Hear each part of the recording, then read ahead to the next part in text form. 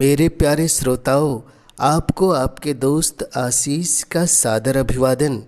लीजिए आज सुनते हैं मुंशी प्रेमचंद जी की एक और सुविख्यात कहानी जिसका नाम है एक्ट्रेस। तो लीजिए प्रारंभ है कहानी।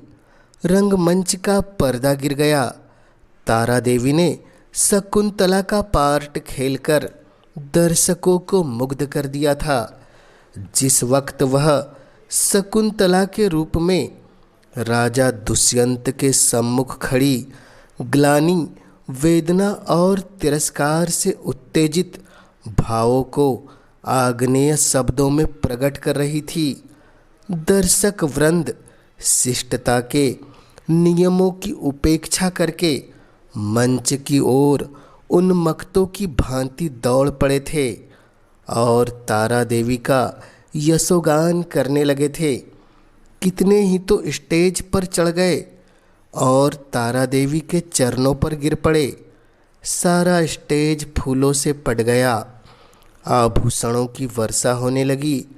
यदि उसी क्षण मेनका का विमान नीचे आकर उसे उड़ा न ले जाता तो कदाचित उस धक्कम धक्के में 10-5 आदमियों की जान पर बन जाती। मैनेजर ने तुरंत आकर दर्शकों को गुण ग्राहकता का धन्यवाद दिया और वादा भी किया कि दूसरे दिन फिर वही तमाशा होगा। तब लोगों का मोहमांत शांत हुआ, मगर एक युवक उस वक्त भी मंच पर खड़ा रहा। लंबे कद का था, तेजस्वी मुद्रा, कुंदन सा रंग, देवताओं सा स्वरूप, गठी हुई देह, मुख से एक ज्योति सी प्रफुटित हो रही थी। कोई राजकुमार मालूम होता था। जब सारे दर्शकगण बाहर निकल गए, उसने मैनेजर से पूछा, क्या मैं तारा देवी से एक क्षण के लिए मिल सकता हूँ? मैनेजर ने उपेक्षा के भाव से कहा, हमारे यहाँ ऐसा कोई नियम नहीं है। युवक ने फिर पूछा, क्या आप मेरा कोई पत्र उसके पास भेज सकते हैं? मैनेजर ने उसी उपेक्षा के भाव से कहा, जी नहीं, क्षमा कीजिएगा, यह हमारे नियमों के विरुद्ध है। युवक ने और कुछ न कहा, निराश होकर स्टेज के नीचे उतर पड़ा और बाहर जाना ही चाहता था कि मैनेजर ने पूछा, जरा ठहर जाइए, आपका कार्ड? युवक ने जेब से कागज का एक टुकड़ा निकालकर कुछ लिखा और दे दिया। मैनेजर ने पुर्जे को उड़ती हुई निगाह से देखा। कुंवर निर्मलकांत चौधरी, OBE। मैनेजर की कठोर मुद्रा कोमल हो गई। कुंवर निर्मलकांत शहर के सबसे बड़े रईस और ताल्लुकेदार, साहित्य के उज्जवल रत्न, संगीत के सिद्धस्त आचार्य, उच्च कोटि के विद्वान, 8-10 लाख सालाना के नफेदार, जिनके दान से देश की कितनी ही संस्थाएं चलती थी, इस समय एक क्षुद्र प्रार्थी के रूप में खड़े थे। मैनेजर अपने उपेक्षा भाव पर लज्जित हो गया। विनम्र शब्दों में बोला, क्षमा कीजिएगा, मुझसे बड़ा अपराध हुआ। मैं अभी तारा देवी के पास हुजूर का कार्ड लिए जाता हूँ। कुंवर साहब ने उससे रुकने का इशारा करके कहा, नहीं, अब रहने ही दीजिए, मैं कल 5 बजे आऊँगा। इस वक्त तारा देवी को कष्ट होगा, यह उनके विश्राम का समय है। मैनेजर बोला, मुझे विश्वास है कि वह आपकी खातिर इतना कष्ट सहर्ष सह लेगी। मैं 1 मिनट में आता हूँ। किंतु कुंवर साहब अपना परिचय देने के बाद अब अपनी आतुरता पर संयम का पर्दा डालने के लिए विवश थे। मैनेजर को सज्जनता का धन्यवाद दिया और कल आने का वादा करके चले गए। तारा एक साफ सुथरे और सजे हुए कमरे में मेज के सामने किसी विचार में मग्न बैठी थी। रात का वह दृश्य उसकी आंखों के सामने नाच रहा था। ऐसे दिन जीवन में क्या बार बार आते हैं। कितने मनुष्य उसके दर्शनों के लिए विकल हो रहे थे, बस एक दूसरे पर फाट पड़ते थे। कितनों को उसने पैरों से ठुकरा दिया था। हाँ, ठुकरा दिया था, मगर उस समूह में केवल एक दिव्य मूर्ति अविचलित रूप से खड़ी थी। उसकी आँखों में कितना गंभीर अनुराग था, कितना दृढ़ संकल्प। ऐसा जान पड़ता था मानो दोनों नेत्र उसके हृदय में चुभे जा रहे हो। आज फिर उस पुरुष के दर्शन होंगे या नहीं, कौन जानता है, लेकिन यदि आज उनके दर्शन हुए तो तारा उनसे एक बार बातचीत किए बिना नहीं जाने देगी। यह सोचते हुए उसने आईने की ओर देखा। कमल का सा फूल खिला था। कौन कह सकता था कि यह नव विकसित पुष्प 35 बसंतों की बहार देख चुका है। वह क्रांति, वह कोमलता, वह चपलता, वह माधुर्य किसी नव यौवना को लज्जित कर सकता था। तारा एक बार फिर हृदय में प्रेम का दीपक जला बैठी। आज से 20 साल पहले एक बार उसको प्रेम का कटु अनुभव हुआ था। तब से वह एक प्रकार का वैधव्य जीवन व्यतीत करती रही है। कितने प्रेमियों ने अपना हृदय उसको भेंट करना चाहा था, पर उसने किसी की ओर आँख उठाकर भी नहीं देखा। उसे उनके प्रेम में कपट की गंध आती थी, मगर आह, आज उसका संयम उसके हाथ से निकल गया। एक बार फिर आज उसे हृदय में उसी मधुर वेदना का अनुभव हुआ जो 20 साल पहले हुआ था। एक पुरुष का सौम्य स्वरूप उसकी आँखों में बस गया, हृदय पट पर खींच गया। उसे वह किसी तरह भूल नहीं सकती थी। उसी पुरुष को उसने मोटर पर जाते देखा होता तो कदाचित उधर ध्यान भी न करती, पर उसे अपने सम्मुख प्रेम का उपहार हाथ में लिए देखकर वह स्थिर नहीं रह सकी। सहसा दाई ने आकर कहा, बाई जी, रात की सब चीज़ें रखी हुई है, कहिए तो लाऊं। तारा ने कहा, नहीं, मेरे पास चीज़ लाने की ज़रूरत नहीं, मगर ठहरो, क्या क्या चीज़ें हैं? एक ढेर का ढेर तो लगा है बाई जी, कहाँ तक गिनाऊं? असरफिया है, ब्रुचेज, ब्राल के पिन, बटन, लॉकेट, अंगूठियाँ सभी तो है। एक छोटे से डिब्बे में एक सुंदर हार है, मैंने आज तक वैसा हार नहीं देखा। सब संदूक में रख दिया है।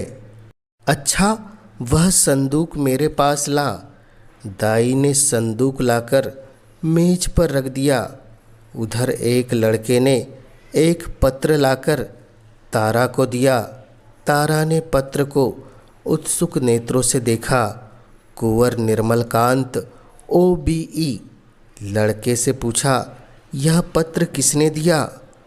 वह तो नहीं जो रेशमी साफा बांधे हुए थे। लड़के ने केवल इतना कहा, मैनेजर साहब ने दिया है, और लपका हुआ बाहर चला गया। संदूक में सबसे पहले डिब्बा नजर आया। तारा ने उसे खोला तो सच्चे मोतियों का सुंदर हार था। डिब्बे में एक तरफ एक कार्ड भी था। तारा ने लपक कर उसे निकाल लिया और पढ़ा, कुंवर निर्मलकांत। कार्ड उसके हाथ से छूटकर गिर पड़ा। वह झपटकर कुर्सी से उठी और बड़े वेग से कई कनरों और बरामदों को पार करती मैनेजर के सामने आकर खड़ी हो गई। मैनेजर ने खड़े होकर उसका स्वागत किया और बोला, मैं रात की सफलता पर आपको बधाई देता हूँ। तारा ने खड़े खड़े पूछा, कुंवर निर्मलकांत क्या बाहर है? लड़का पत्र देकर भाग गया। मैं उससे कुछ पूछ न सकी। कुंवर साहब का रुक्का तो रात ही तुम्हारे चले जाने के बाद हुआ था, तो आपने उसी वक्त मेरे पास क्यों न भेज दिया? मैनेजर ने दबी जबान से कहा। मैंने समझा तुम आराम कर रही होगी, कष्ट देना उचित न समझा। और भाई साहब बात यह है कि मैं डर रहा था कहीं कुंवर साहब को तुमसे मिलाकर तुम्हें खो न बैठूं। अगर मैं औरत होता तो उसी वक्त उनके पीछे हो लेता। ऐसा देवरूप पुरुष मैंने आज तक नहीं देखा।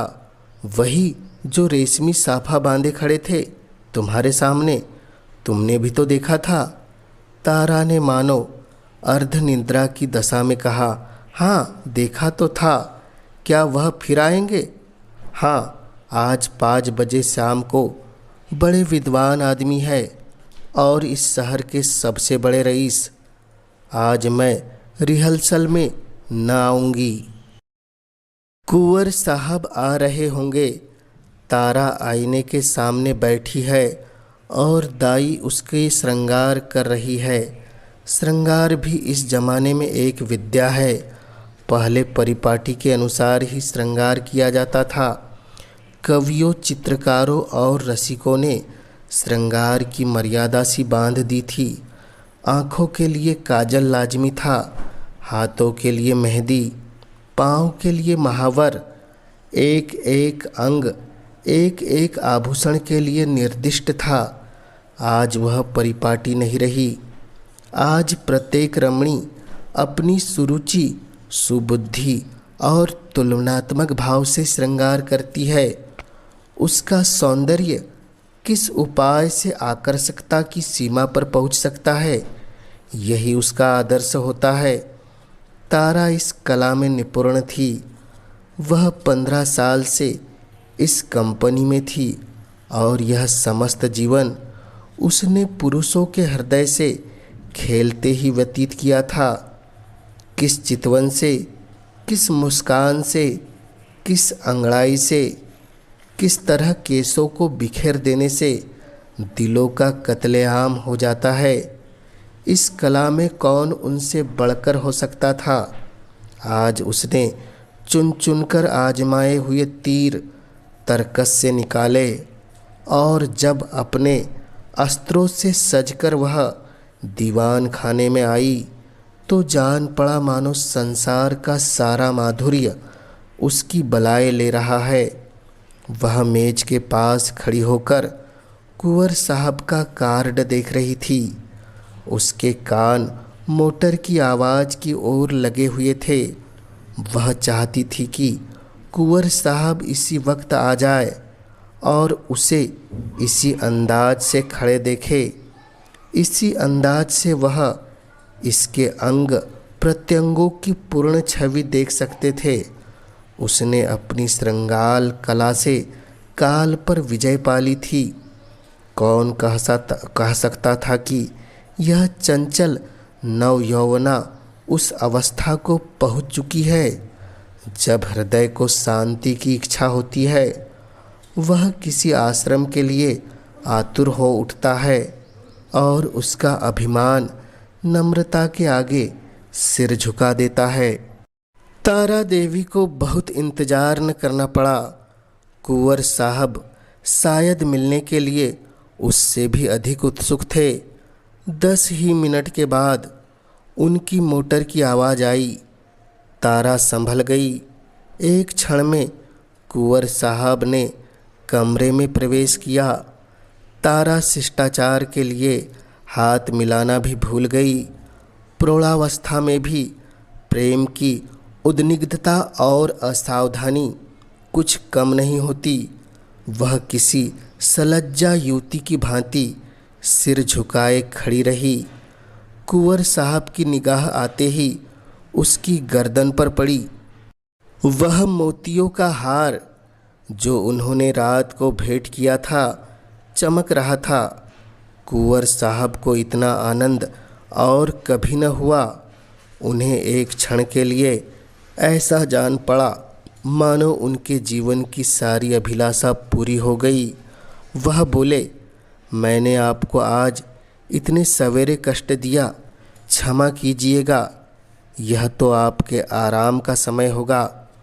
तारा ने सिर से खिसकती हुई साड़ी को संभाल कर कहा, इससे ज़्यादा आराम और क्या हो सकता है कि आपके दर्शन हुए। मैं इस उपहार के लिए और क्या आपको मनोधन्यवाद देती हूँ। अब तो कभी कभी मुलाकात होती रहेगी। निर्मल कांत ने मुस्कुराकर कहा, कभी कभी नहीं, रोज़। आप चाहे मुझसे मिलना पसंद न करें, पर एक बार इस डेवड़ी पर सिर को झुका ही जाऊंगा। तारा ने भी मुस्कुराकर उत्तर दिया, उसी वक्त तक जब तक कि मनोरंजन की कोई नई वस्तु नज़र न आ जाए। क्यों?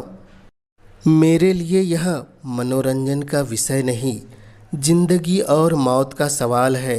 हाँ, तुम इसे विनोद समझ सकती हो, मगर कोई परवाह नहीं।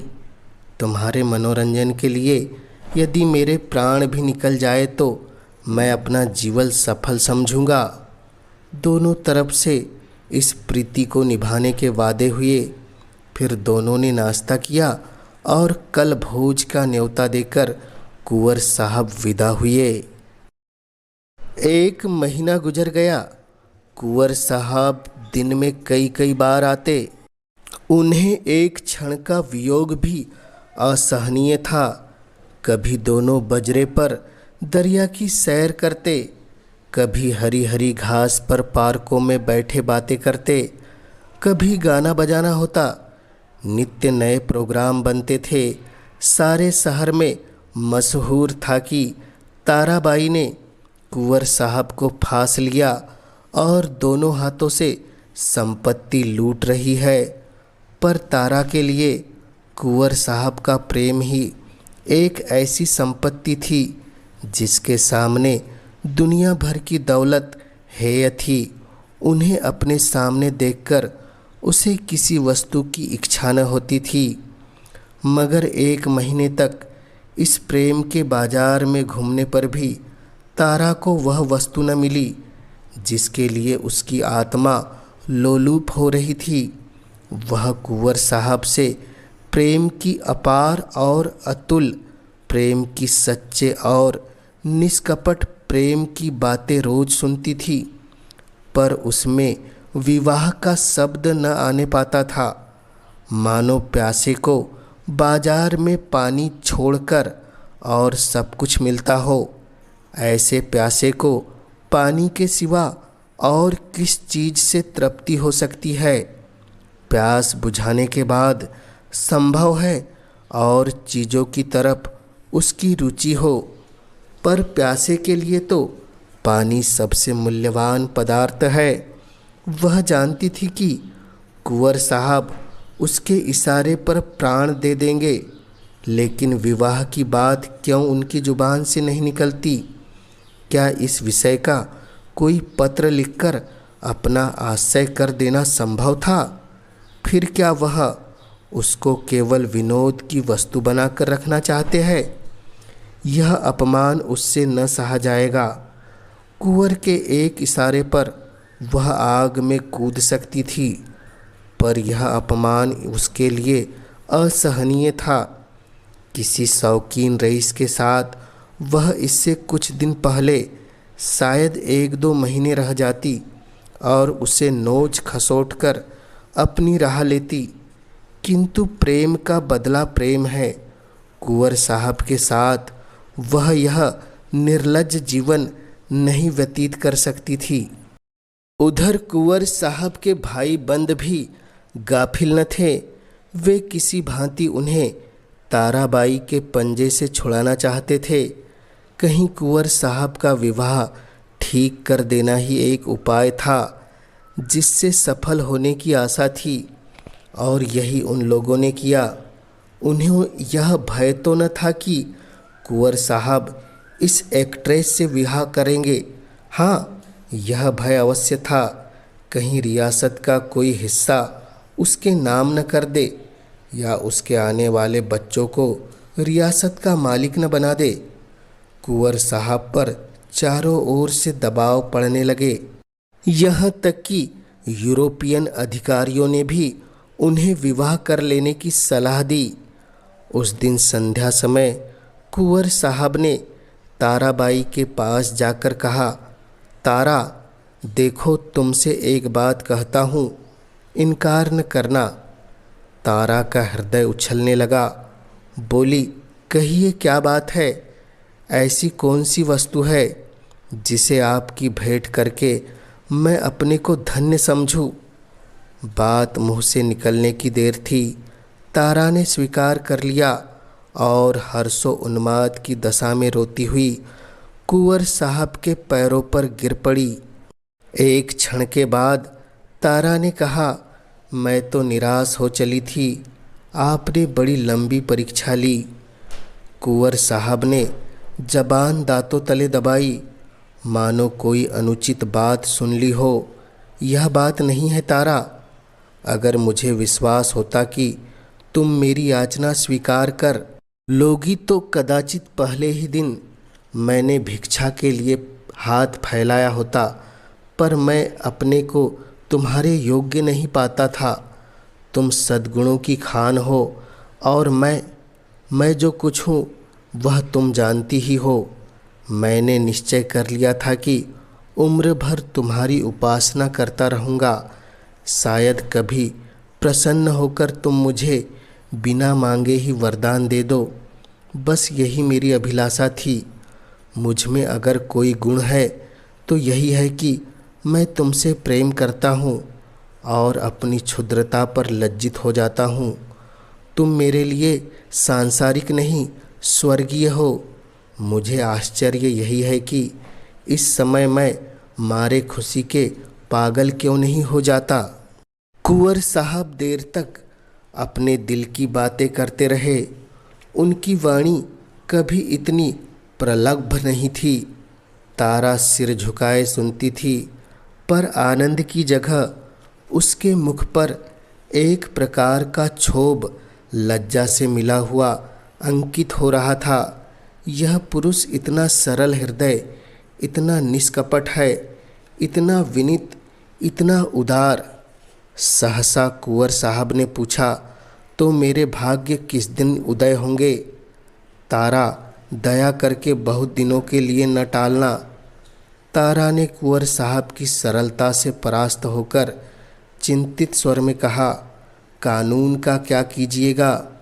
कुंवर साहब ने तत्परता से उत्तर दिया, इस विषय में तुम निश्चिंत रहो तारा। मैंने वकीलों से पूछ लिया है।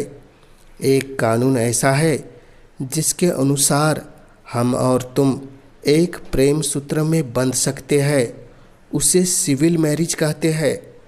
बस आज ही के दिन वह शुभ मुहूर्त आएगा। क्यों? तारा सिर झुकाए रही, बोल न सकी। मैं प्रातःकाल आ जाऊंगा, तैयार रहना। तारा सिर झुकाए रही, मुंह से एक शब्द न निकला। कुंवर साहब चले गए, पर तारा वही मूर्ति की भांति बैठी रही। पुरुषों के हृदय से क्रीड़ा करने वाली चतुर नारी क्यों इतनी विमूढ़ हो गई है? विवाह का एक दिन और बाकी है। तारा को चारों ओर से बधाइयाँ मिल रही है। थिएटर के सभी पुरुषों ने अपनी सामर्थ्य के अनुसार उसे अच्छे अच्छे उपहार दिए हैं। कुंवर साहब ने भी आभूषणों से सजा हुआ एक सिंगारदान भेंट किया है।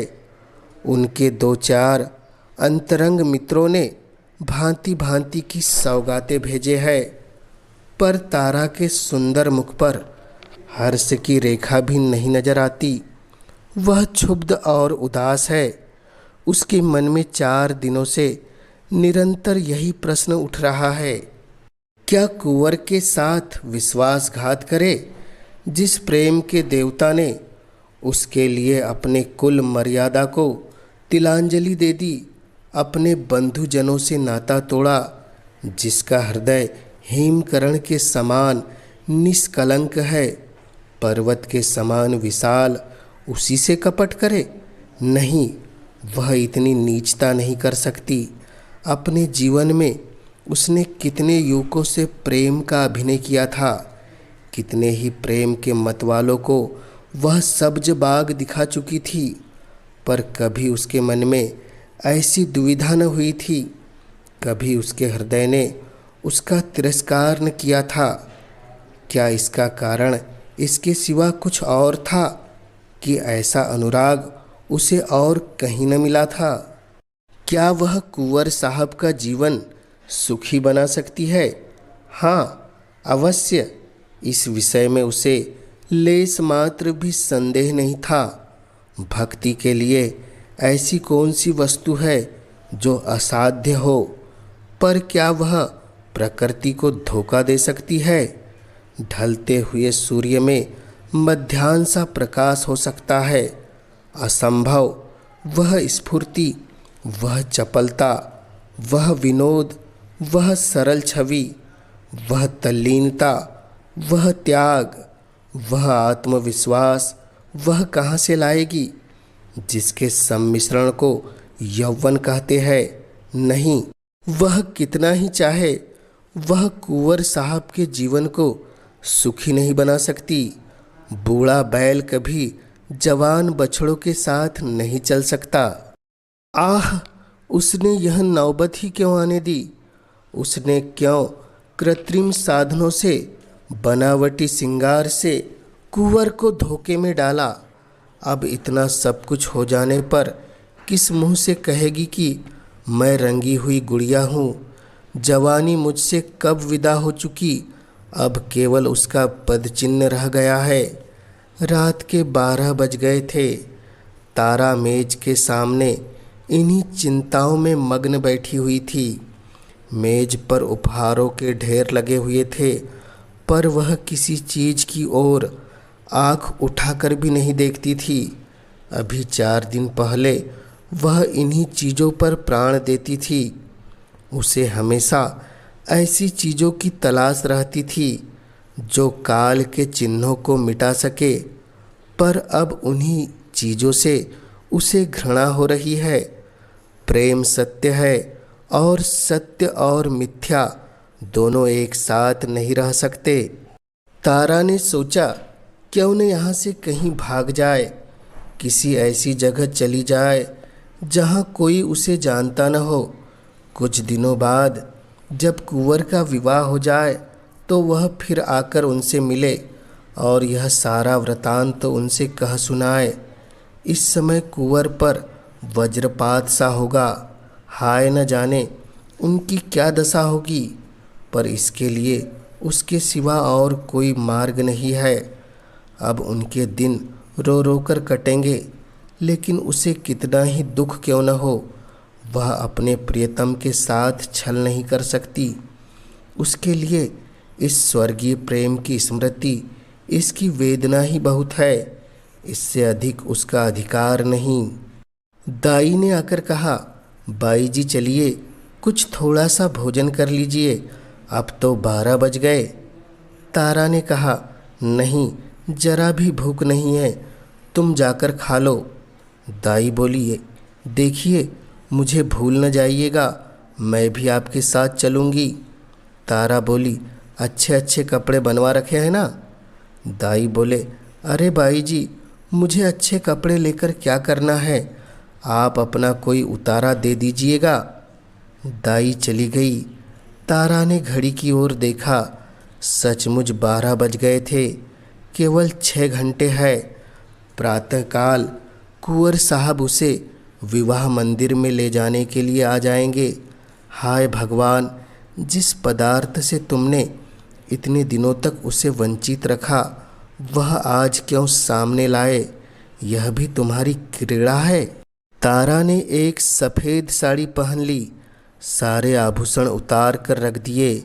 गर्म पानी मौजूद था, साबुन और पानी से मुंह धोया और आईने के सम्मुख जाकर खड़ी हो गई।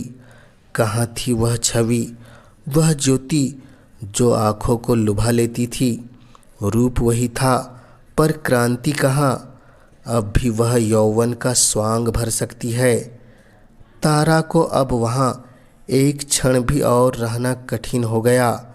मेज पर फैले हुए आभूषण और विलास की सामग्रियां मानो उसे काटने लगी। यह कृत्रिम जीवन उसे असहनीय हो उठा। खस की टट्टियों और बिजली के पंखों से सजा हुआ शीतल भवन उसे भट्टी के समान तपने लगा। उसने सोचा, कहाँ भागकर जाऊँ? रेल से भागती हूँ तो भागने न पाऊँगी। सवेरे ही कुंवर साहब के आदमी छूटेंगे और चारों तरफ मेरी तलाश होने लगेगी। वह ऐसे रास्ते से जाएगी जिधर किसी का ख्याल भी न जाए। तारा का हृदय इस समय गर्व से छलका पड़ता था। वह दुखी न थी, निराश न थी। वह फिर कुंवर साहब से मिलेगी, किंतु वह निस्वार्थ संयोग होगा। प्रेम के बनाए हुए कर्तव्य मार्ग पर चल रही है, फिर दुखी क्यों हो और निराश क्यों हो? सहसा उसे ख्याल आया, ऐसा न हो कुंवर साहब उसे वहाँ न पाकर शोक विहलता की दशा में कोई अनर्थ कर बैठे। इस कल्पना से उसके रोंगटे खड़े हो गए। एक क्षण के लिए उसका मन कातर हो उठा। फिर मेज पर जा बैठी और यह पत्र लिखने लगी। प्रियतम, मुझे क्षमा करना। मैं अपने को तुम्हारी दासी बनने के योग्य नहीं पाती। तुमने मुझे प्रेम का वह स्वरूप दिखा दिया जिसकी इस जीवन में मैं आशा न कर सकती थी। मेरे लिए इतना ही बहुत है। मैं जब तक जीऊँगी तुम्हारे प्रेम में मग्न रहूँगी। मुझे ऐसा जान पड़ रहा है कि प्रेम की स्मृति में प्रेम के भोग से कहीं अधिक माधुर्य और आनंद है। मैं फिर आऊँगी, फिर तुम्हारे दर्शन करूँगी, लेकिन उसी दशा में जब तुम विवाह कर लोगे। यही मेरे लौटने की शर्त है। मेरे प्राणों के प्राण, मुझसे नाराज न होना। ये आभूषण जो तुमने मेरे लिए भेजे थे, अपनी ओर से नववधू के लिए छोड़े जाती हूँ।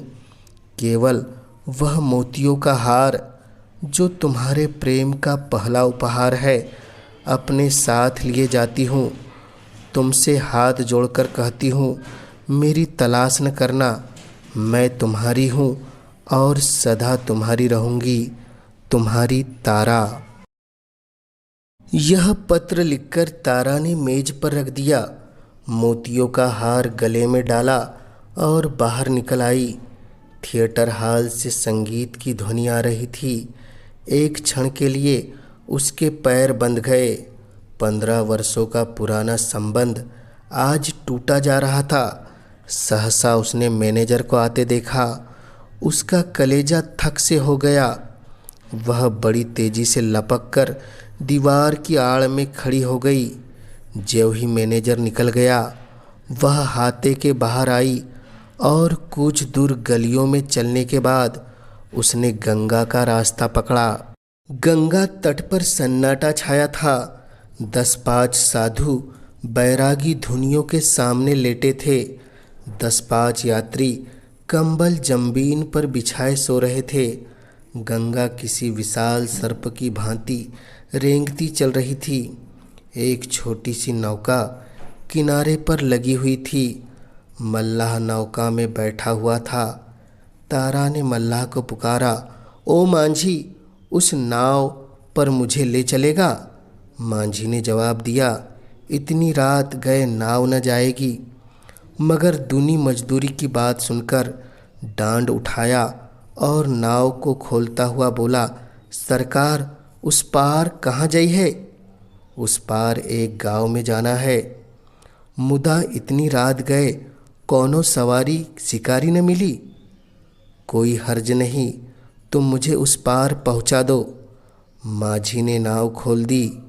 तारा उस पर जा बैठी और नौका मंद गति से चलने लगी, मानो जीव स्वप्न साम्राज्य में विचर रहा हो। इसी समय एकादशी का चांद पृथ्वी से उस पार अपनी उज्जवल नौका खेता हुआ निकला और व्योम सागर को पार करने लगा।